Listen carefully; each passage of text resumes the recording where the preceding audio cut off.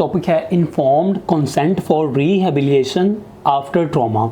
बंदे को ट्रॉमा हुआ है, उसके बाद उसके रिहेबिलिटेशन के लिए कंसेंट लेनी है हमने।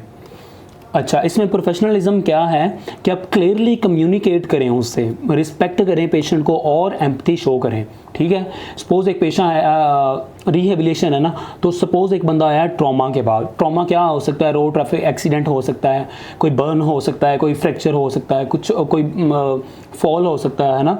तो पेशेंट उसके बाद क्या होगा? स्केर्ड होगा, कंफ्यूज होगा या होपलेस होगा। तो तब आपने ये नहीं करना है कि और उसको टॉन्ट करी जाऊँ कि आपको ट्रैफिक एक्सीडेंट क्यों हुआ है ना।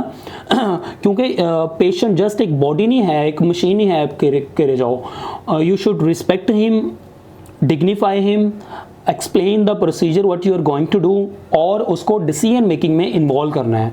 ये सारी चीज़ें आती हैं अंडर प्रोफेशनलिज्म। ठीक है। अच्छा, आई स्टिल रिमेंबर कि मैं और मेरा दोस्त फवारा चौक पे जा रहे थे तो हमारा हुआ एक्सीडेंट। हम आए BVH की इमरजेंसी में और वहाँ HO ने, obviously we are confused and scared as well, तो वहाँ HO ने हमें बोला कि आप क्यों बाइक भगा रहे होगे, है ना। तो हमें बुरा फील हुआ, है ना।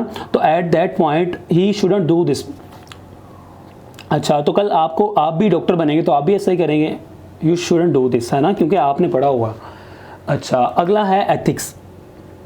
इन्फॉर्म करना है उसको, पेशेंट को, कि ट्रीटमेंट है क्या आपका ना, हम आपको क्या करना है। सपोज बंदा फ्रैक्चर के साथ है तो आपने उसको ट्रीटमेंट एक्सप्लेन करना है कि भैया आपका सर्जरी होगी, ओपन रिडक्शन होगी, फलां होगा।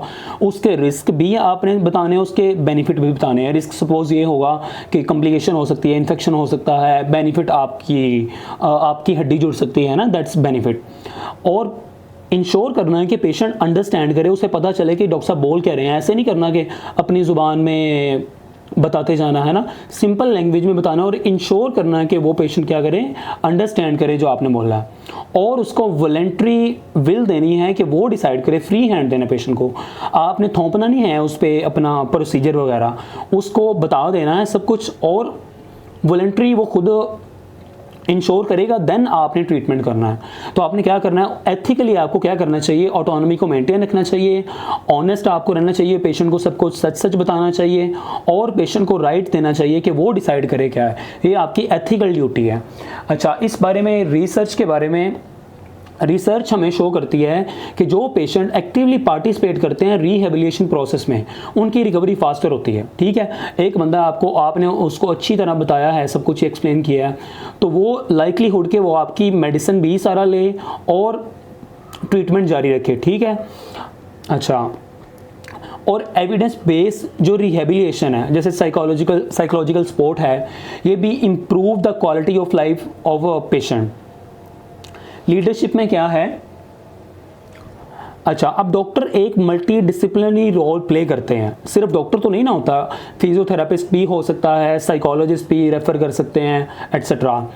तो आपने ये इनमें लीडरशिप आ जाती है। सपोज मुझे ना मेरे रूममेट भाई बता रहे थे HO कि पेशेंट S4 में एक फीमेल आई, उसकी थी हिस्ट्री इंटेस्टाइनल ऑब्स्ट्रक्शन। तो जब उसके सारे करवाए गए टेस्ट वगैरह कराए तो वो फॉल्स पेशेंट थी, उसको था कुछ नहीं, वो खुद कर रही थी क्योंकि उसको साइकोलॉजिकल इशू था।